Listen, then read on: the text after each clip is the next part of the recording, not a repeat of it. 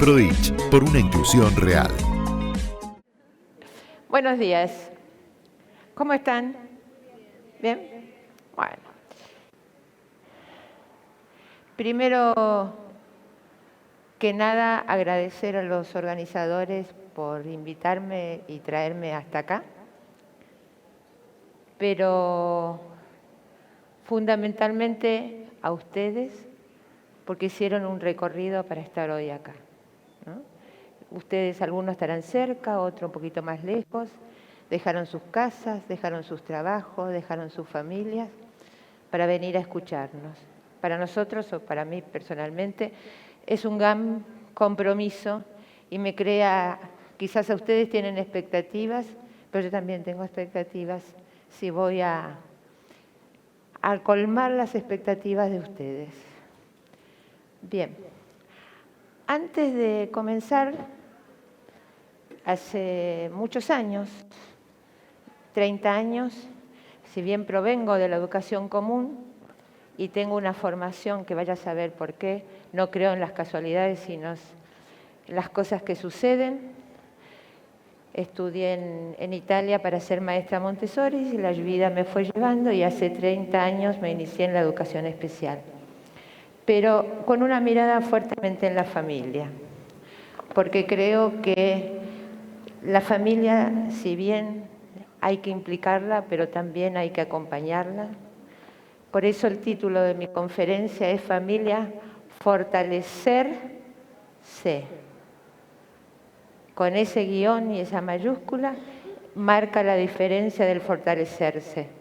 Son dos cosas absolutamente distintas. Si bien hoy no traigo saberes únicos, sino que vengo a compartir. La idea es dejar un tiempo al final para que si alguien me quiere hacer una pregunta, pueda hacerme una pregunta. Si alguien me quiere interrumpir y decirme no estoy de acuerdo, me encantaría, porque de eso se trata, de poder intercambiar. Te agradezco. Soy una chaqueña de Zacatá, no tomo mate. Si alguien quiere disentir, disentamos con respeto, lleguemos a conclusiones, porque el trabajo con familia de eso se trata, que haya flexibilidad. Y hay dos postulados básicos para trabajar con familia. Uno es respeto a la cultura familiar, y el segundo es no al juicio de valor. ¿Quiénes somos nosotros para juzgar al otro? ¿Quiénes somos nosotros para juzgar a la familia? Y también esto es para la familia. ¿Quiénes son la familia para juzgar al profesional? Podrán llevar a estar en desacuerdo, pero digamos, la idea es que se dirijan hacia ellos y puedan llegar a acuerdos. Les voy a pedir un gran favor, pero grande, ¿eh? Muy grande. Y yo sé que les va a costar y alguno de ahí abajo lo va a hacer, pero no saquen fotografías de las filminas. Les voy a explicar por qué. Tienen fotografías que me fue dada por padres del mundo, con la condición de que yo las pueda utilizar, pero no las pueda socializar. Si alguien quiere el Power, al final va a estar, o acá también, mi correo electrónico, me lo pide, me dicen de dónde son porque tengo una confusión de un lugar a otro, y yo se los mando sin la fotografía, ¿sí? ¿Les parece? ¿Acordamos así? ¿Sí? Ese sí me sonó medio... ¿eh? Así, señorita. Gracias. Es un acuerdo que tengo con los padres, con la familia, que confían en mí. Y otro de los postulados básicos para trabajar con familia es la confianza. Si ellos confiaron en mí, yo tengo que confiar en ustedes, en esta especie de pacto que les estoy pidiendo. Escríbanme, díganme, soy fulanita en el Congreso del Chaco, vivo en tal lugar, me gustaría su Power, yo les saco, tengo en casa que me lo olvidé, Se los mando sin la fotografía. ¿Estamos? Bien. Tengo un aparatito que parece ser que voy a poder. Bien. Los agradecimientos, como ya les dije, a las autoridades y a ustedes, pero también agradecer a mis hijos, Emiliano, que es el mayor, Tiziana, que era la del medio, y a mi yerno, porque soy suegra. Vieron que vamos a hacer, tenemos que portarnos bien con el yerno y el yerno portarse bien con la suegra. Así que también agradecerle a él, a mis amigos que siempre me acompañan en esta búsqueda que tengo, en estas ganas de seguir creciendo y trabajando, que alientan mis sueños, porque todos tenemos sueños. Yo creo que cada uno de ustedes, así aunque no lo pueden llegar a pensar, tenemos sueños. El hecho que ustedes estén acá, decir, quiero algo más porque sueño tener una relación mejor con la familia, o quizás quiero poder entender y acompañar a las familias. Al movimiento asociativo de padres y familias que aportan sus saberes. Yo me nutro de los saberes del movimiento asociativo de padres y de familia. Pero fundamentalmente al recuerdo de Agustina como maestra propulsora de posibilidades. Bien, cuando hablamos de familia, nos interpelamos y nos convocamos a nuestra propia historia. Esta historia que transitamos cada uno de nosotros y que la vivimos y que es la que nos marca a nosotros, es lo que va a ser nuestro futuro trabajo con ellas. Por eso comienzo mi charla o conferencia, yo prefiero decirle intercambio de saberes con ustedes, más que conferencia. Yo vine a intercambiar saberes, los saberes de ustedes con los míos. Y acá está mi historia familiar. Mis abuelos, arriba de la fotografía de mi padre, mis abuelos paternos, los Bechara de Florencia. Mis abuelos, esa foto fue ensamblada a futuro, como verán, hay mucha diferencia de edad. Mis abuelos Portal, de Basail, donde yo me crié, mi papá Tufi Bechara, mi mamá Elsa Portal, y mi nacimiento. Miren qué chiquitita y miren lo que me convertí. Esto es acá en el Sanatorio Chaco de acá de Resistencia. Y esta es una síntesis de mi historia, una síntesis. Mira, no tanto, ¿viste? Porque por ahí aparecen algunos personajes que vos no los querés tener, ¿viste? Entonces digo síntesis de mi historia. De esa manera no creo que precedentes con nadie. Arriba de todo es una foto con mi hermano, mi papá, en Basail. Una foto cuando nació mi prima, con mi hermano, es decir, la prima que sigue en el orden de las primas. La otra es una primada, una reunión con las primas en un cumpleaños. Y ¿saben una cosa? Lo lindo que esa juntada de primada lo seguimos haciendo cada vez que puedo y vengo a Buenos Aires, a Resistencia. Mis 3 hijos, Emiliano, Tiziana y Agustina. Mis hijos, Tiziana y mi yerno Luis, el día que le entregaron el título de psicólogo los dos, y mi hijo Emiliano. Y esa es una de las últimas fotografías de mi familia. Por eso, esto es un compartir, porque ustedes también cuando hablan de familia piensan en su propia historia familiar. Y de eso se trata. Se trata de poder ver nuestra historia, de poder sentir y de los saberes y de los valores y de los códigos que transitamos en nuestra historia familiar. Bien, como este es un congreso con un tinte muy fuerte de educación, mi trabajo lo basé en una bibliografía internacional, la Declaración de los Derechos, la educación por Homtien, después Salamanca, después el marco de acción que fue Argentina, el marco de acción nacional del Ministerio de Educación, la Ley de Educación, el Acuerdo Marco del 19. Quiero decirle que en todo ese listado, el Acuerdo Marco, cuando se hizo el Acuerdo Marco en el Ministerio de Educación, fue la primera vez que fue con participación de las familias en Argentina para la realización de ese documento. Hecho histórico. Después alguna vez invitaron otras veces no invitaron, y vieron cómo son estas cosas. Pero digamos, quería marcar eso, y la Convención Nacional de los Derechos de las Personas con Discapacidad, que nosotros como país firmante está sobre la Constitución, y nosotros en Argentina lo hicimos ley. Y después, como les sigo diciendo, este Congreso tiene un tinte, pedí por favor que no sacaran fotografías. Te voy a explicar por qué. Porque tengo fotos que me fueron dadas para ser usadas, pero no las puedo socializar. Si te interesa el Power, después anota mi correo y yo te mando el Power sin la foto, diciéndome de dónde sos y dónde estuviste, y ya sí te mando el Power correcto. Gracias. Esto es a un nivel. Y la convención. Y acá en la convención hago un llamado. Si bien la convención fue hecha y pensada para las personas con discapacidad, el movimiento asociativo de padres de personas con discapacidad tuvo una actuación tibia, por no decirle otra palabra, pero quedó linda esa palabra, ¿vio?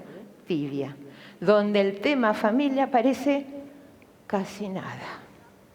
Como si fuera que nosotras las personas de pronto nos hicimos grandes o somos chicos y tenemos derecho, pero salimos de la nada.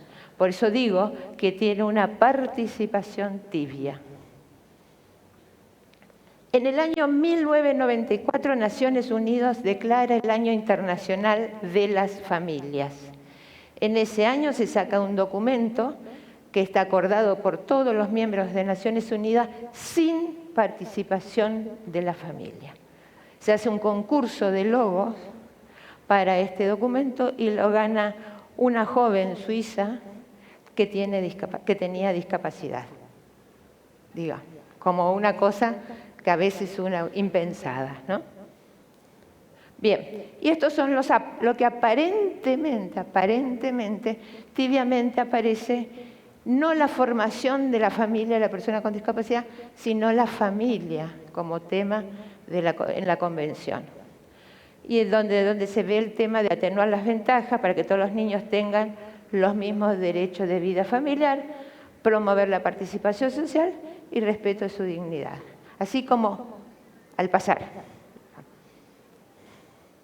Bien, mi trabajo de investigación está basado, si bien trabajo con todas las familias de todo tipo de discapacidad, pero para poder sistematizar la información, tomo la discapacidad intelectual, específicamente el síndrome de Down. ¿Pero por qué lo tomo? Lo tomo porque es diagnóstico, es al nacer. Y esto me va a permitir a mí un proceso donde cada trayecto, que ahora los vamos a ver con todos los miembros de la familia, me va a permitir sistematizar qué va pasando. Por eso tomo eso. No quiere decir que solamente en discapacidad intelectual y el síndrome de Down pasan estas cosas. No, en todos, en algunos más, en algunos menos. Entonces les traje lo que para mí significa la definición de familia. La familia es el espacio constituido por personas unidas por vínculos afectivos y emocionales, que puede conllevar parentesco o no. Porque en esto también lo vemos en las instituciones donde están institucionados los niños y los jóvenes. Los roles y las funciones aparecen como si fuera una familia, ¿no? Y lo emocional atraviesa las personas y le dan los lugares de los distintos miembros de la familia. La familia es la transmisora de la cultura, conformando el primer marco de referencia de socialización del individuo. Esta exposición, lo que vine a compartir con ustedes, tiene dos momentos. Este momento que vamos a iniciar, que vamos a ver el tema de los vínculos familiares, y después entramos específicamente en el tema de fortalecerse.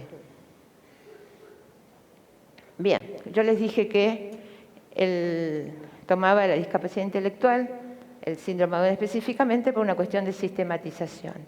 El diagnóstico de la discapacidad del síndrome de Down es al nacer, que puede corroborarse o no por un análisis genético, pero los rasgos son específicos. Y en este momento que se produce el nacimiento, donde se detecta el síndrome, que generalmente lo hace el médico o la partera, son característicos, es donde aparece el tema, la noticia. Pequeño, gran tema.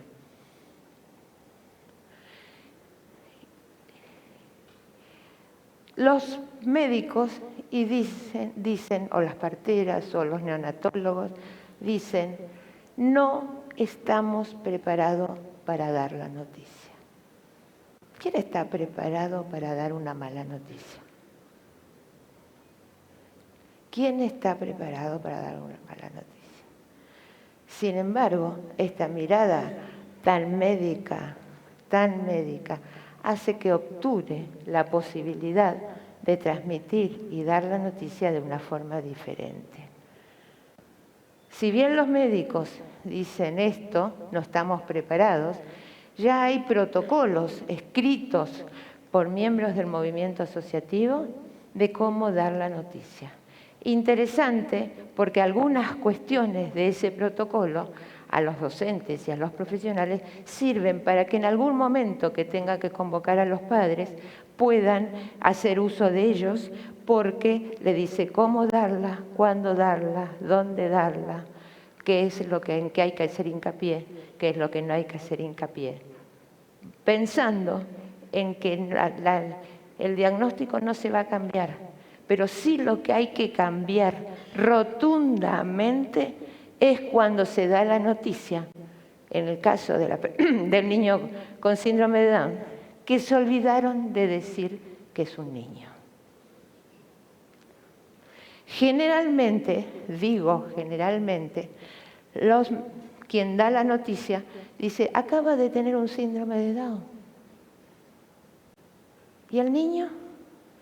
¿Y la persona? Porque no solamente se nace como niño, se nace como hijo, se nace como hermano, se nace como primo, como nieto, como sobrino. Y en esto está todo implicado. Y entonces aparece fuertemente en este momento la palabra no. No. Primero que nada, el diagnóstico y la palabra no. No va a poder lograr, no va a aprender. Ayer hablaba con una mamá que decía que al nacer le daban 6 meses de vida y hoy el joven tiene 25, ¿no? Y transitó la escolaridad. Entonces, lo que dicen es, no va a poder trabajar, no va a lograr. Si bien esto, por suerte, está cambiando, quizás muy lentamente, quizás más lentamente de lo que nos gustaría, pero esto está cambiando.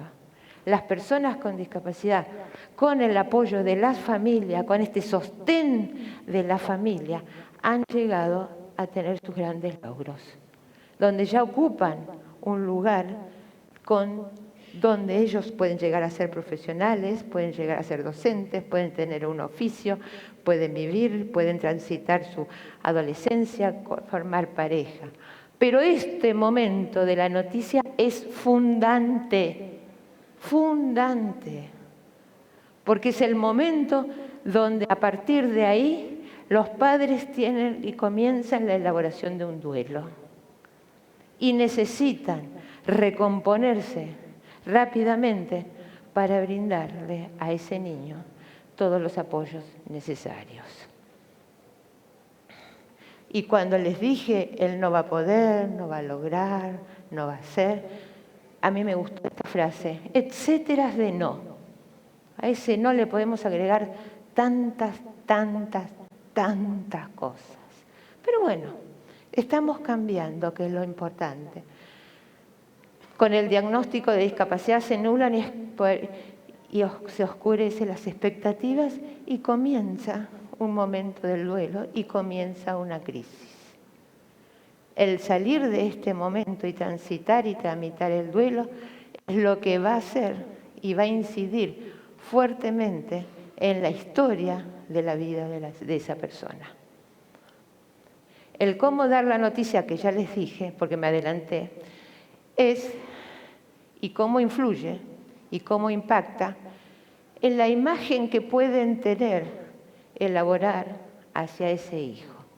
Imagínense que si les dice que tuvo un síndrome de Down, que no tuvo un hijo, que no es una persona, prácticamente le está diciendo no es una persona, este impacto no va a ser lo más positivo, no se va a hacer casi nada positivo.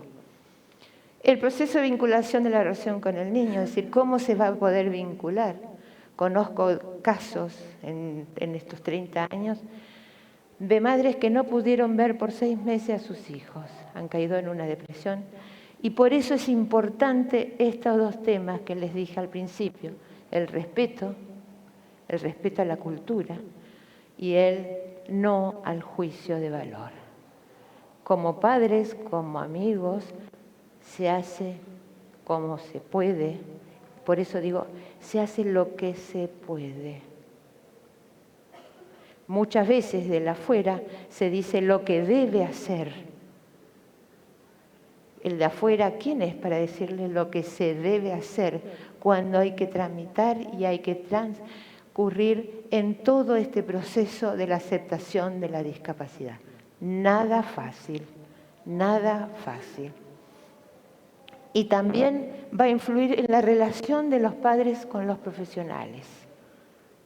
Después que le dijeron que acaba de tener algo, evidentemente la relación con los profesionales no va a ser lo más fácil posible. Esta cuestión tiene que ver. Por eso es tan importante el momento de la noticia. Por eso es tan importante cómo dar la noticia. Por eso es tan importante el acompañar, el sostener a esta familia. Y esto va a impactar a futuro en la inclusión en la comunidad. Bien, como estamos haciendo un pantallazo, porque la idea hoy no es hablar de los vínculos, pero no quería dejar de hablar de los vínculos para poder después adentrar el tema del fortalecimiento, el tema de los hermanos. Creo que, y en mi experiencia, que después del momento de la noticia, el tema de los hermanos es un tema muy complicado, muy complejo, y creo que es uno de los más difíciles. Si no, el tema de la relación del hermano, hasta podemos decir que es bíblico, Caín y Abel. Con el hermano se transita del amor al odio. Te amo, te quiero. Ese estúpido mamá que... ¿no? Es un aprendizaje. Es un aprendizaje. El hermano es el que va a acompañar en su futura interacción social. Es el crecimiento con un par. Y muchas veces, los hermanos, si no tienen acompañamiento, si no tienen un lugar o un espacio, también le cuesta tramitar porque viven y vivencian muchos momentos de mucho dolor y de mucha exigencia. Generalmente,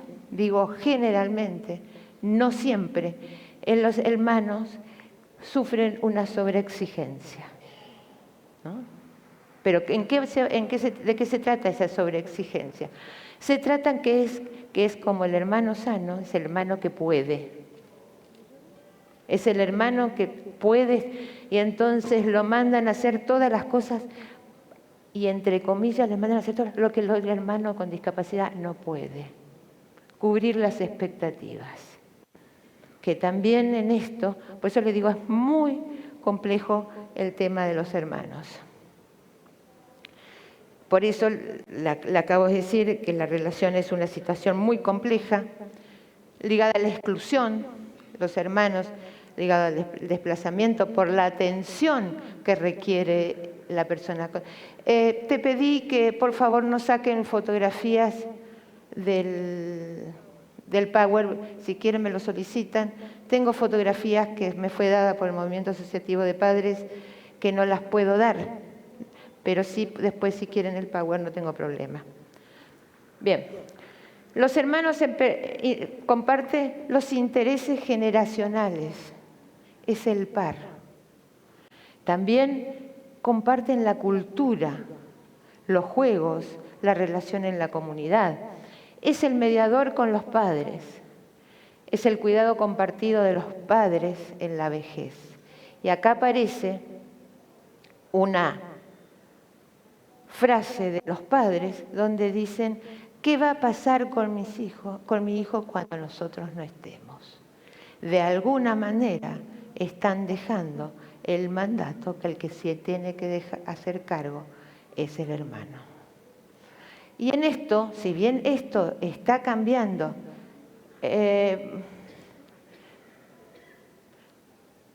si bien esto, me distraigo cada vez que veo un celular sacando fotos del Power, si bien esto está cambiando,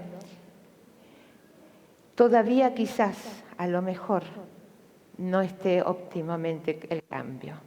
Así como en los años después de la Primera Guerra Mundial, surge fuertemente, no porque no existiera, sino porque se acoplan al movimiento asociativo de lesionados de guerra y se fortalecen las asociaciones y los movimientos asociativos de padres y familias de personas con discapacidad. En los años 80, los hermanos aparecen fuertemente unidos en el mundo para decir: nosotros estamos aquí, nosotros existimos. Nosotros queremos ser tenidos en cuenta. Nosotros necesitamos información. Nosotros, como hermanos, necesitamos saber, porque más de uno tenemos que hacernos cargo de nuestros hermanos cuando nuestros padres no estén. Él ha crecido muchísimo y es muy interesante los documentos que elaboran los hermanos en cuanto a las vivencias del tema de la familia. Es muy interesante porque la visión del hermano, como los padres que muchas veces ponen la atención en la persona con discapacidad, y no digo la palabra descuidan, el tiempo lo va llevando a un lugar donde los tiempos, con perdón de la redundancia, son muchísimos que el niño necesita para poder salir adelante. Bien, me fui a algún lado y no sé dónde me fui, pero voy a tratar de volver. Es un lugar privilegiado para el desarrollo de la solidaridad y la cooperación. Con el hermano se planea las andanzas más terribles. Con el hermano se pelea por un lugar. Con el hermano se discute por los celos, se compite, pero también se comparte. Se hacen las grandes alianzas donde el hermano ocupa ese par, esa necesidad de ser mirado, y son los que se miran como niños, se encuentran como niños. Bien, y acá entramos a un tema que sí me encanta. Será porque en mi historia tuve una abuela tan fuerte y tan linda. Porque si nos ponemos, ¿hay algo más tierno que recuerde los mimos de los abuelos? ¿Quién nos mimó? ¿Quién nos malcrió? Los abuelos. Y los abuelos viven en la forma universal del sufrimiento en tres partes. Su sufrimiento, sufren por la discapacidad de su nieto, sufre por el dolor de su hija o su hijo, porque acaban de tener una persona con discapacidad, y sufren por el nieto. Y es el abuelo también el que necesita y que puede llegar a convertirse en el mejor aliado de en una familia para sacar adelante a ese niño. Porque el abuelo tiene los tiempos que los padres no tienen, ¿no? Yo, un trabajo que hice con abuelos, me dijo, una de ellas me dijo: yo le enseñé a atar los cordones a mi nieto Y salta otra la abuela y dice, yo en eso estoy y no sé cómo hacer porque no sé cómo decirle. Y entonces esta abuela le dice, mira, ¿ves la puntita del... Agarró una zapatilla, le dice, ¿ves la puntita del cordón? Lo levantás, lo pones por el agujerito, lo sacás, lo llevas al otro agujerito, lo sacás, volvés a levantar, buscás el agujerito y así hizo los 3 espacios que iban los cordones. Y yo pensaba, cuando esa abuela enganchaba el agujerito con el cordón, la mamá puso el lavarropa, llevó al chico al colegio, hizo la compra en el supermercado, hizo las camas. Pero la abuela, ¿qué hizo? Es el tiempo. El abuelo es el cómplice de sus nietos. Y permítanme que les cuente una cosa de mi abuela Damiana que amaba. Nos enseñó a fumar a las mujeres, a las nietas mujeres. Era de avanzada mi abuela. Esa es la abuela, es compinche. Y también, así como les dije, que en los años 80 el movimiento asociativo de hermanos, en los años 90 los abuelos dicen, nosotros estamos aquí. Nosotros necesitamos información. Nosotros podemos acompañar a nuestros hijos y estar cuando ellos nos pidan. Nosotros podemos estar en la terapia diaria o semanal de nuestros nietos. Nosotros queremos estar. Y aparece también, si bien no hay una abundancia como el de hermanos, hay una abundancia de documentos muy interesantes acerca de los abuelos. Y les traje esta fotografía porque me encanta. Lisandro nunca aprendió a andar en bicicleta, jamás en su vida pudo subirse a 2 ruedas. Y la nieta le dijo, abuelo, yo quiero patinar y vos tenés que enseñarme. ¡Ah! Le dijo Lisandro, ni ahí, chiquita. ¡Ale, abuelo, abuelo! ¿Qué hace el abuelo cuando empieza? ¡Abu, abu! Se fue y se compró los patines. No hubo forma de pararlo, ¿no? Porque tiene esta cosa tierna, esta cosa de insertarse, pero al mundo de las emociones, al mundo de los afectos. Y ahí también transitan esta cuestión del abuelo que puede trabajar millones de cosas con ese nieto, sin querer. Porque el abuelo también es el transmisor de la cultura. El abuelo sabe lo que pasó 1 o 2 generaciones para atrás y lo puede transmitir a su nieto. Es el legado de los abuelos, es el gran legado. Es decir, yo creo que los abuelos tienen 2 legados, transmisores de la cultura y transmisores de los afectos, que impactan fuertemente en nuestra historia. Bien, y acá entramos en el tema de la familia extensa, ¿no? Los primos, los tíos, y me olvidé de decirle, cuando toqué el tema de los hermanos, el tema de las cuñadas y los cuñados. Se rieron porque deben tener una cuñada como fue la que tenía yo. Pero bueno, las cuñadas y los cuñados es un tema que todavía no está sistematizada la información. Pero imagínense el lugar que ocupa la cuñada o el cuñado, porque si ese hermano se tiene que hacer cargo de su hermano cuando los padres no están, la va a ser la hermana el que le hace la vida imposible, la cuñada, perdón, va a ser la cuñada o el cuñado que le hace la vida imposible a ese niño, a ese joven, o va a ser el contenedor.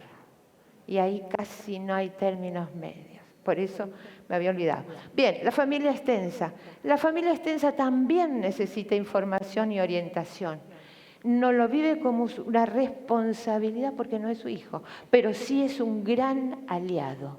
Es un gran aliado, pero también necesita estar, acompañar, porque muchas veces la soledad de los padres hace que esto sea mayor el peso de tener un hijo con discapacidad. Pero también en esto hay que trabajarlo mucho con la madre, porque la madre es la que generalmente se hace cargo. Si bien esto está cambiando, pero si nosotros caminamos por las calles de nuestro lugar donde vivimos, ¿ven algún padre con un joven con discapacidad? Pocas veces, sobre todo en los jóvenes y los adultos con discapacidad. Es la madre la que se hace. Y acá entramos en una cuestión donde me fui otra vez a los padres, vieron que me voy, voy. En los padres actualmente están transitando por un espacio donde están participando en la rehabilitación de sus hijos, que es muy bueno. Pero ahí también los profesionales deben hacerse un llamado de atención, porque ¿a quién citan?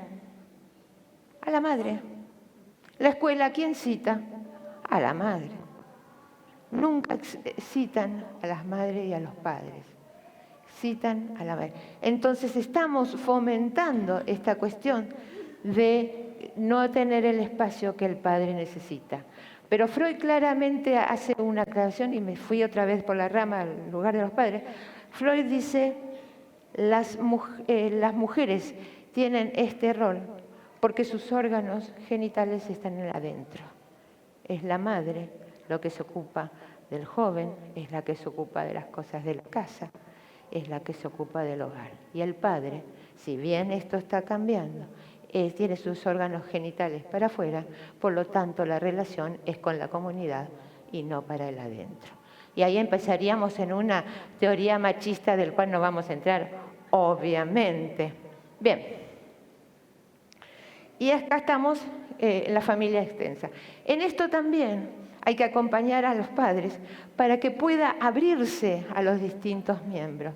Porque cuando hay un niño con discapacidad, generalmente se cierran por el dolor, por la cultura, por lo que significa en su cultura el tema de discapacidad. Y también hay que decirlo, por vergüenza, por culpa, pero fundamentalmente por dolor. Y por eso nosotros de afuera, y hago hincapié en esta palabra, los padres y la familia hacen lo que pueden. Y nosotros, los profesionales, tenemos que acompañar a la familia en estos procesos. Bien, y acá para cerrar un poco el tema de los vínculos familiares, les traje la definición de Turnbull y Summers, que son dos investigadores de Estados Unidos. Turnbull trabaja mucho, es un matrimonio que tuvieron una hija con discapacidad intelectual y los dos son investigadores de la MMR, que es la Asociación de Investigadores de Retardo, que en su momento se llamó Retardo Mental. Eso es una de las instituciones más históricas, que dicen las familias alcanzan el máximo nivel de calidad de vida cuando sus necesidades son satisfechas. Sus miembros disfrutan la vida conjuntamente como una familia y a su vez tienen la oportunidad de perseguir y conseguir metas que son significativos para ellos. A esto apuntan Turnbull y Summers en la definición de calidad de vida. Pero para ir empezando al tema que nos convoca, que debo estar tan mal de tiempo. ¿Alguien me puede decir cómo voy con los tiempos? Ah, tenemos. Bien, bien, podemos seguir jugando. Bien, y acá traigo esta definición que para mí fue muy esclarecedora para el trabajo con familia. Les digo, esta es una publicación de Turnbull y Turnbull que trabajan mucho la relación padres y profesionales docentes. Es un matrimonio grande, que su hija también tenía discapacidad intelectual, que ya falleció, pero ellos siguen en la línea de investigación. Es que dice, para trabajar con las familias, ellos dicen, cuando empiezas a conocer a una familia, pídele que te cuente cuáles son sus experiencias más positivas y más negativas. Esas experiencias positivas y negativas con los profesionales. Sus respuestas podrían ayudarte a acercarte más a ellos.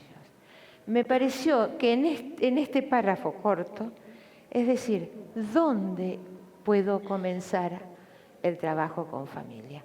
Porque el padre, si no nos quiere poner en palabra, pero nos vamos a dar cuenta, si la relación con los profesionales o con los docentes fue mala, lo va a expresar. Y nosotros como profesionales y como docentes tenemos que tomar de eso para no cometer el mismo error.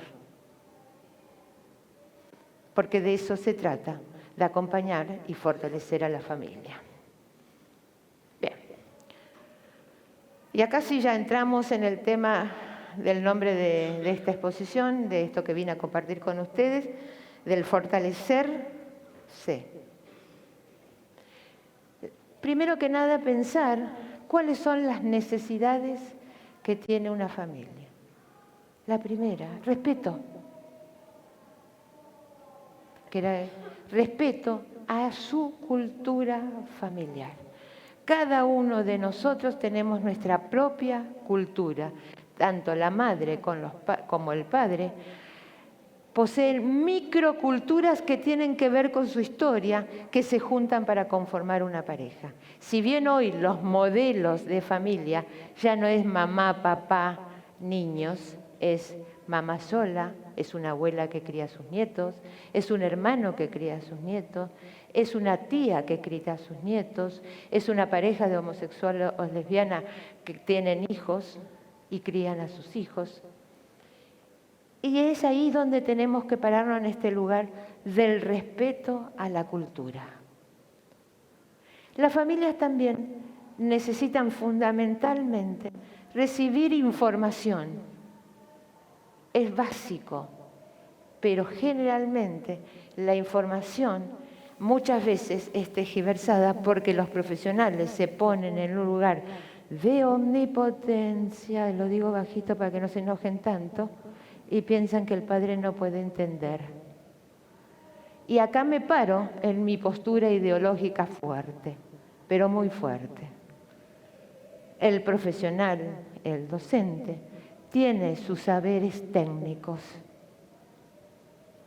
La familia tiene sus saberes de su cultura y de lo que pasa cotidianamente todos los días. No es uno ni más, ni el otro es menos. Y es ahí nosotros, para trabajar con familia, donde tenemos que ver a la familia como un otro con saberes. Si nosotros nos paramos en el lugar de que somos los dueños del saber, difícilmente podemos trabajar con esa familia. Porque ya le estamos en esa postura de enseñarle lo que tiene que hacer, de decirle lo que tiene que hacer porque yo estudié. Y se le escapa a las profesionales. No, mamita, yo para eso estudié. ¿Cómo se siente el padre ante esta frase? Decirle, yo no sé nada. Y porque no sé nada, no soy nadie. Y porque no soy nadie, tengo un hijo con discapacidad. Y porque entonces, y ahí lo que hacemos es fomentar y le echamos ácido a la llaga. Discúlpenme que sea tan, no sé cómo decirme que soy, bueno, eso. Que es así, es así. O cuando ese niño, que los padres vienen con el planteo de querer incluirlos en la escuela común y le dicen, no, mamita, si nosotros ¿para qué estudiamos? ¿Dónde va a estar mejor atendido que en la escuela especial? Si para eso nosotros estudiamos. ¿Cuál es el lugar que otorgamos a la familia? ¿Cuál es el lugar de que le estamos diciendo que la familia viene con un planteo? Acompañémoslo en este proceso, porque es la familia la que tiene el derecho de la escolaridad de su hijo, nos guste o no nos guste. Y por eso el movimiento asociativo, desde su inicio, ha trabajado para que todas las leyes en Argentina que tengan que ver con discapacidad fueron escritas letra por letra, punto por punto, coma por punto, por el movimiento asociativo de padres y familiares. Y si hoy hablamos de los avances que hubo en el tema de discapacidad, es porque hubo padres que creyeron en sus hijos, acompañados por profesionales que creyeron en esas personas, estamos donde estamos. Quizás no estamos donde queremos estar, pero estamos avanzando, que es lo más importante. Estamos en ese lugar donde las cosas que se hacen es Y entonces aparece muy fuerte también en esto, es cuando los maestros o los profesionales dicen, no acepta el diagnóstico de su hijo, o no, o no, o no, me dicen con la cabeza, pero sí.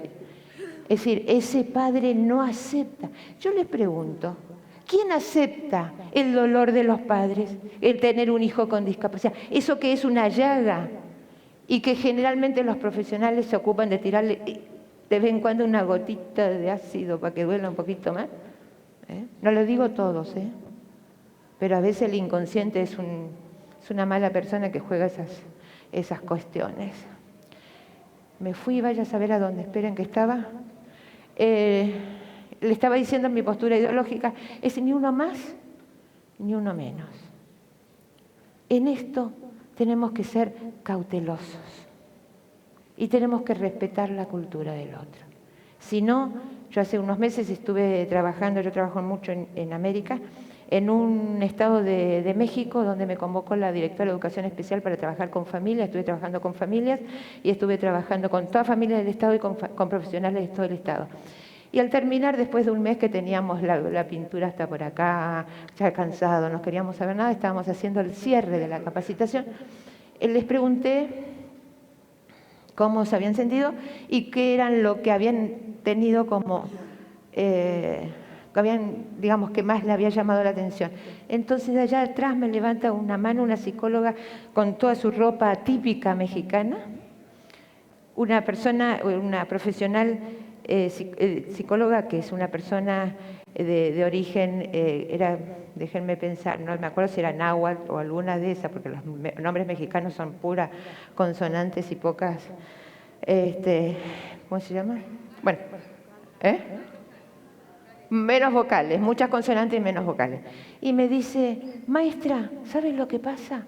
Lo que me llevo es nosotros queremos colonizar a los padres. ¡Ah!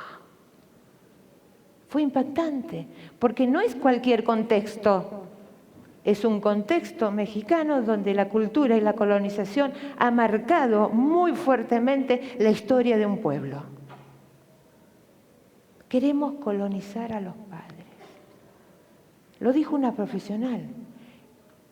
Y yo me quedé así, para que yo me quede sin palabras, se imaginan que pasa bastante. Y cuando pude reaccionar, realmente le agradecí porque me dio la palabra justa. Taller, sin querer, queriendo, hicimos un trabajo de grupos y aparecieron unas cosas interesantísimas. Trabajamos con ¿alguno de ustedes estuvo en el taller de ayer? Ah, muy bien. Y allá atrás también. Y acá también. Disculpen que no las reconocí, pero soy desastre con los nombres y las personas. Surgió que el trabajo, el tema de los padres, que tenían que identificar con un animal, identificaron con un animal y dijeron, le pusimos ese animal y apareció así como sin querer, queriendo una palabra, porque son animales adiestrables. Y entonces, que estábamos trabajando de elección de los animales para ver cómo que podía representar a la familia, a los docentes y a los profesionales, apareció que pusieran a dos animales que pueden ser adiestrables. Ahí apareció el inconsciente, obviamente, pero si lo podemos mirar, es decir, cómo nos posicionamos. Y esto voy a autorreferenciar, a mí nunca me van a ver arriba del escenario. Más allá, porque a mí me gusta caminar, más allá que mi mamá era llamada todos los días de la escuela porque me portaba mal y hacía mucho lío de tanto caminar, creo que esto que les dije al principio, yo vengo a compartir. Y si me paro ahí, no estoy compartiendo. Estoy en un lugar de poder. Que lo asumo ese lugar de poder cuando tengo que retar a mi hijo, que lo llevo a la cocina porque mide 1,94, me subo al banquito y de ahí arriba lo reto para tener autoridad. Porque si lo tengo que retar así, no tengo autoridad. Por eso me ven acá abajo, porque me gusta la mirada de ustedes, me gusta cuando asienten con la cabeza o cuando no asienten, o cuando están rígidos, es sentirlos a ustedes. Por eso es el compartir. El trabajo con familia es compartir saberes. La familia tiene que tener un lugar donde sentirse bien, donde la familia tiene que tener ese espacio, donde poder decir, y por eso es tan importante el movimiento asociativo con los grupos de autoayuda. Porque el encuentro con un par es lo mejor que le puede pasar a un padre. Porque el padre le podrá decir, o la madre, o el hermano, o la tía, o la abuela le podrá decir, mira, la verdad, aquí me rompe la paciencia, amigo. Y a mí también. En cambio, si va al profesional, le dice, mira, a mí la verdad, mi hijo me rompe. Vamos a derivar al psicólogo porque no está haciendo la aceptación del diagnóstico, ¿no? Esta cuestión de juicio de valor. No. Y la madre o el padre, el hermano, tiene el derecho de decir lo que siente, porque ese va a ser los elementos que nos va a dar para poder trabajar con ellos. Me fui, vamos a volver al tema, porque parece ser que no sé cuánto tiempo tenemos. Habíamos hablado, bueno, de esto lo hablamos muchísimo, recibir información, el no sentirse juzgado como necesidad, ser escuchado, orientado. No es lo mismo ser orientado que sea. ¿No? Tenés que hacer tal cosa, porque lo digo yo que soy profesional. Tenés que hacer tal otra, porque te lo digo yo porque para eso estudié. Y asesorado. Participar en la toma de decisiones. ¿Cuánto nos cuesta a los profesionales compartir la toma de decisiones con los padres? ¿No? Pero el padre tiene todo el derecho de esto, porque se trata de la vida de su hijo. No se trata ni del vecino, se trata de la vida de su hijo. Ser reconocido como colaborador y valorado por sus esfuerzos. ¿Cuántas poquísimas veces valoramos los esfuerzos de los padres? Quizás de los padres o de la familia. Quizás ese niño aprendió los colores porque la madre, cuando ordenaba la ropa, que después planchó o que tenía que ordenarla en el placar, dijo, vamos a poner los suéteres rojos, ¿ves? Este es el rojo, lo ponemos acá. Esta es la media blanca, la ponemos acá. Y ese niño aprendió los colores. Y eso no es eso que parece la nada misma, fue un logro que los padres pocas veces, cuando digo padres me refiero a la familia, pocas veces son reconocidos. Proponer estrategia para enfrentar los problemas cotidianos de los hijos. Muchas veces los padres tienen las estrategias para poder resolver problemas, pero necesitan el acompañamiento del profesional. O posiblemente, además del acompañamiento, posiblemente lo que necesitan es la aprobación de alguna manera, porque se está reafirmando lo que ellos piensan. Y orientación para optimizar los recursos familiares. La familia es una fuente de recursos. El tema es cómo podemos acompañarlo en los trayectos para optimizar esos recursos. Bien, y acá ya sí entramos en fortalecerse. Las posibilidades de la familia, la capacidad de aprender. Toda familia tiene una gran capacidad de aprender para sacar adelante a ese niño y para fortalecerse como familia. Poseen muchísima información. Y más ahora con toda la información que hay en Internet.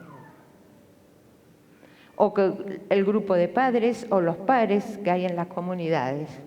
Cuentan con diferentes y diversas experiencias que enriquecen. Esto es lo que les decía hoy de cómo aprender a pasar el cordón.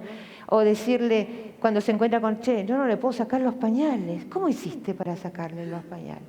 Que parece una cosa tan obvia, pero tan difícil muchas veces. Pero lo difícil lo hace el diagnóstico, porque ¿cómo lo haría con el otro? ¿Cómo hizo con los otros hijos? El que obtura la posibilidad ahí es el diagnóstico, ¿no? Que aparece siempre como el gran cuco, ¿no? Y que, digamos, cuando los padres puedan ver a sus hijos como hijos, han transitado un gran trayecto dejan del lado del diagnóstico. Interactúan con otros padres y pueden trabajar y ser auxiliar de actividades. A los padres y a la familia, no temer solicitar ayuda. Muchas veces los padres no se animan, no pueden solicitar ayuda. Por las razones que fuera. Hay infinita cantidad de razones. Porque le da miedo, porque le da vergüenza, porque dice, ¿cómo le voy a preguntar si eso parece esta novia y yo no lo puedo resolver? Y entonces, ¿cómo quedo? Que no soy una buena madre, no soy un buen padre, no soy un buen hermano. Estar informado para que la familia pueda fortalecerse, necesita estar informado, requiere de ser acompañados por un amigo o un pariente en una entrevista donde tienen que hablar, porque de esa manera hay otros ojos y otras orejas y otros oídos que escuchan lo que muchas veces los padres o la familia no pueden escuchar. Y el ser acompañado también le da toda una contención que necesita para ese momento. Buscar todo tipo de asistencia, la asistencia de un padre, asistencia psicológica o recurrir a un centro de información, etcétera, etcétera. Pero también necesita para expresar sus desacuerdos cuando los hubiera. El poder decir en qué está desacuerdo o en qué es lo que uno piensa que puede seguir adelante. Solicitar aclaración si la información no le resulta clara. ¿Cuántas veces los profesionales, los docentes, le damos una información que el padre, por el momento que está atravesando, no lo pueda tramitar? Y entonces tiene todo el derecho de pedir que se aclare y nosotros, los profesionales, tenemos todo el deber de acompañarlos en esto y ver de qué manera podemos esclarecer las informaciones. Ser sincero respecto a lo que ocurre en sus hogares, ¿no? Porque muchas veces también, digamos, que los padres a veces somos escondedores. Si mi nene se porta bien, en casa es un santo. Camina por el techo, pero no importa, es un santo porque camina por el techo. Y en la escuela replica, o no. Pero también en esto, y donde ahí nosotros, los docentes, los profesionales, tienen que ser, digamos, estar tratando de ver y leer entre líneas. Y después ser sincero, bueno, eso ya está, vayamos a la otra. Esperen que... ¿no quiere pasar, chicos? Acá. No temer y solicitar ayuda, apropiarse sus derechos. Una mejor manera de trabajar con familia es poder darle la posibilidad que los padres lo tomen como derechos. Que nadie les regala nada. Si los padres están parados o las familias están parados en que lo que tienen que recibir porque alguien le quiere dar, es complicado. El padre, la familia, tiene derechos. Es ahí donde tienen que pararse, porque eso le quita mucha culpa y los enaltece y además le da fuerza y a lo demás pueden caminar más derecho posturalmente, porque saben que tienen derechos como personas. Esto es fundamental, pero ahí también está nuestro trabajo como profesionales y como docentes en acompañarlo, en darle la información para que ellos puedan empoderarse. Me fui, vaya a saber dónde y ahora tengo que volver. Esperen. A esa declaración, ser sincero respecto a los que ocurren en su hogar y explicar las limitaciones y prácticas de tiempo y energía. Chicos, tengo un problema con esto. Acá. Sí, pero... Ahí está. Fortalecer las posibilidades. Bueno, favorecer el desarrollo de actitudes básicas, de buscar y utilizar y optimizar recursos que proporcione la comunidad. ¿Cuántas veces escuchamos que en cierta comunidad no hay todos los servicios que necesitan? Es cierto, pero hay recursos dentro de la comunidad que hay que propiciarlos. Los padres con otros padres, por ejemplo. ¿Cómo hicieron los logros? Porque muchas veces, si viven en comunidades lejanas a las ciudades donde pueden recibir más, Por ejemplo, he trabajado en algunas comunidades donde se agrupaban los padres y uno se iba a la ciudad más grande y traía información que compartía. Eso es una forma de optimizar un recurso. O utilizar y acompañar en esta cuestión de los pares. Optimizar las actividades cotidianas y soy, como se habrán dado cuenta, una gran defensora del movimiento asociativo de padres, la participación. Pero estoy hablando del movimiento asociativo de padres y familias de personas con discapacidad. No estoy hablando de los prestadores, que son dos cosas distintas. Estoy hablando del movimiento asociativo de padres que pelean todos los días de su vida por los derechos de sus hijos, o los nietos, o los sobrinos, o los primos. Que también se trabaja desde este lugar para propiciar las políticas públicas. Porque el tema familia, si nosotros lo miramos, ¿está? Bueno, y en esto les voy a contar un secreto, así entre nosotros, que nos entere, que nos salga del Chaco. Hay otras provincias, que salga. Si quieren que nos salga de Venezuela, hasta Venezuela podemos llegar. El IPRODIS, estoy trabajando con el IPRODIS en una primera etapa, donde se va a abrir un servicio de apoyo integral a la familia. Es el único lugar político, digamos, y no estoy hablando de político partidario, estoy hablando de políticas públicas en Argentina y en lo que yo conozco, en lo que yo transito por toda América, que va a tener un servicio de apoyo a familia. Esto para mí se imaginan, el orgullo que es para mí, chaqueña, criada en Basail. ¿Hay alguien de Basail acá? No, yo tenía un coterráneo que hicimos migas después, donde va a tener la familia un lugar a quien recurrir. Pero estamos en los inicios, estamos en la capacitación. Todo el personal del IPRODIS va a estar capacitado en el tema familia y va a haber una persona que se va a hacer cargo de la que la estoy formando para que tenga cargo el equipo de atención a la familia. Bien.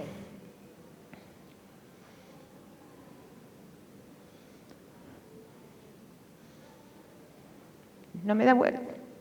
Chicos, no me sigue el que sigue. Ahí está. Fortalecer a la familia. ¿Cómo fortalecemos a la familia? Respetando su cultura. Esto que le repetí, que le piqué el cerebro desde que empecé. Respeto. Esa es la mejor forma. Pero también respeto a su cultura. Porque no es lo mismo una familia que vive en Resistencia a una familia que vive en Tacopozo. O que vive en otro barrio acá en Resistencia. O no es la misma la familia que vive al lado. Cada uno tiene su propia cultura. Y es eso lo que nosotros tenemos que trabajar. Fortalecer a la familia, información, apoyo y orientación. Esto lo hemos hablado hasta el cansancio. Visualización de a todos sus miembros. Esto cuando lo empecé con los vínculos familiares, visualizar a los hermanos, visualizar a los primos, a los tíos, el de las cuñadas que es tan difícil, el de ni las suegras ni les cuento, pero bueno, eso ahí no me puedo enojar tanto porque soy suegra. Los hermanos, los tíos, los abuelos, la familia extensa, visualizarlos. No es solamente mamá o papá, no es solamente mamá y el niño, no es solamente papá y el niño, no es solamente abuela y el niño, es un contexto de familia. El modelo de familia que sea, en esta infinidad de modelos que tenemos. Es el sostén de los diferentes momentos de crisis, ¿no? Es decir, que se teje una red donde los apoyos están ahí mismo. Y eso también hay que acompañarlo en este fortalecimiento. Y la contención en los distintos trayectos. Ustedes saben que la familia atraviesa distintos trayectos a medida que va creciendo ese niño, se transforma en joven y después en adulto. Por ejemplo, uno de los mayores momentos en que se debe acompañar a la familia es la iniciación a la escolaridad, sobre todo si se va a hacer la inclusión en una escuela común. ¿Por qué le digo? Porque el día que llevan a su hijo de la mano para que ingrese a la escuela es rememorar el momento de la noticia. porque se lo mira, se lo ve al diferente, ¿no? Y es rememorar, es ahí donde la comunidad educativa, los docentes, los profesionales, los directivos tienen que estar atentos para que esta familia encuentre, como toda otra familia, esto no es exclusivo de las familias que tienen un miembro con discapacidad, que sienten que es el lugar. Y ahí aparece esto que les dije hace un rato, cuando se les dice, los padres no aceptan el diagnóstico de sus hijos. Y también aparece fuertemente desde del decir de los docentes y de los profesionales, utilizan la escuela o la institución como depósito. ¿Lo escucharon esa frase alguna vez? Sí, me dicen acá, ¡oh! ¿Cuántas veces? Y yo les pregunto, ¿no será que ese lugar que le dicen depósito no es el único lugar, es el único espacio que tienen los padres para descansar? Porque se lo dejan con la confianza de que va a ser cuidado, porque las otras horas restantes están con ellos. Entonces, decir que utilizan la escuela como un depósito, no es así. Es el único lugar que tiene, digo escuela o como institución, que es el único lugar donde los padres dejan a sus hijos y tienen ese tiempo libre que no es para lo que ellos necesitan, para trabajar, para no hacer nada, para tomarse un mate y decir 10 minutos. Y nosotros estamos obturando la posibilidad de esos padres. Por eso es tan importante lo que está en el discurso por arriba y lo que está en el discurso por abajo. Por eso hago tanto hincapié no al juicio de valor. Sostener los diferentes momentos de crisis, acompañar, esto ya lo hablamos. Tengo una pelea, chicos, con esto. Bueno, que alguien me diga qué hago con este aparatito. Ahí pasó. Fortalecer a las familias, darles sosiego, darles serenidad, que esto lo fuimos hablando, pero como está más sistematizado en esto, permanente información, sostenido proyecto, acción para la promoción con proyectos en la vida familiar. Acompañar en los proyectos de vida que tenga esa familia. Y a mí no me puede gustar ese proyecto, pero es el proyecto de la familia. Podré estar en acuerdo o podré estar en desacuerdo, pero el proyecto es de esa familia. A ver, más arriba. Bueno, ¿cómo unirse padres y profesionales y docentes? Ayer me cuestionaron que los docentes son profesionales. ¡Wow! Me pareció haber estado en un gremio, pero no. Para mí los profesionales son profesionales, los docentes son docentes y los docentes somos profesionales y los profesionales no pueden ser docentes. Es decir, yo lo que pasa es que no quise dejar a nadie afuera. ¿Cómo unirse padres? Estar informados. ¿Vieron que la palabra respeto, no al juicio de valor, y la palabra información es la que prevalece en todas partes? Esto, para unirse y para estar juntos, es estar informados. Darse oportunidades para realizar tareas conjuntas. Darse, permitirse, armar tareas, armar reuniones, espacios de tareas conjuntas. Contribuir en la formación profesional. ¿Cuántos congresos, cuántos cursos están promovidos por el movimiento asociativo de padres y familias? ¿O cuántas veces los padres traen la información hacia los docentes y hacia los profesionales? Asistir a eventos académicos sociales. Yo creo que este 5º congreso lo que vi fue que hay una mayor cantidad de familias participando, lo cual me alegra muchísimo, porque los anteriores congresos estaban más centrados que el público eran docentes y profesionales, y en este encuentro que estamos ahora transitando veo mayor participación, lo cual me llena de felicidad, porque tiene que ver con esto. Tiene que ver con el poder fortalecerse, tiene que ver con poder acompañarse, tiene que verse por estar construyendo. Solo no se puede construir, Los padres solos no pueden, los profesionales, los docentes solos no pueden. Tiene que ser una tarea conjunta. Bueno, contribuir en la formación profesional, asistir a eventos académicos, que ya lo hablamos. Bien, sigamos peleando. Chicos, ¡socorro! ¿Habéis? Bien. Hasta ahora me va ganando el aparatito. Plisky, plisky. Ahí está. Viene con delay, lo que pasa es que mi ansiedad no le permite. ¿Cómo unirse padres y profesionales? Reunirse padres y familias. Participar en propuestas de ejecución, monitoreo y evaluación de políticas públicas. Si no hay participación en la elaboración de políticas públicas, no hay participación de la familia, estamos hablando de algo del cual para mí también fue fundante. Cuando digo, nosotros hablamos de la familia, y la otra frase sería, nosotros hablamos con la familia. Miren cómo esta preposición tan chiquitita cambia el sentido total. Hablamos de familia y hablamos con familia. Ahí radica la diferencia. Informar y difundir las experiencias del trabajo en común. Es fundamental. ¿Por qué? Porque a uno le puede decir, mira, esto me sirve a mí, esto no me sirve, esto me propició y mejoró mi trabajo, esto pudimos ayudar a las familias.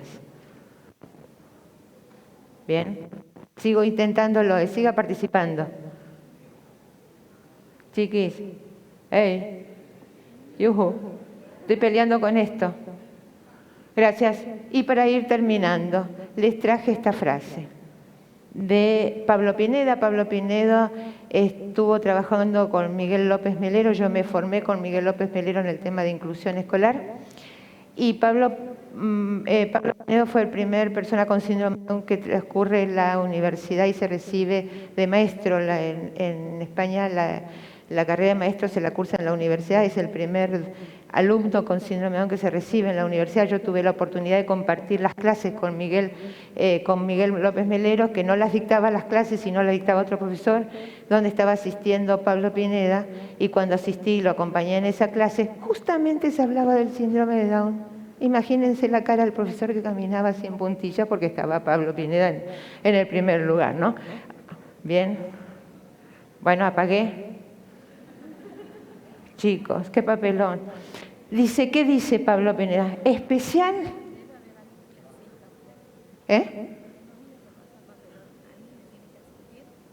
No, pero no te preocupes. No, yo los quiero a los chicos, no les estoy quitando mérito, tampoco no les pedí ayuda. Digo, este aparatito no me puede, pero hasta ahora me pudo. Después voy a tener una seria conversación a solas con él, pero ahora vamos a terminarlo. Especial, lo que tengo de especial, dice Pablo Pineda, son unos padres y su entorno que han luchado porque sea lo más autónomo posible. Yo creo que esto sintetiza todo lo que hemos venido peleando con el aparato. Ahí está. Por eso, muchas gracias y muchísimas gracias.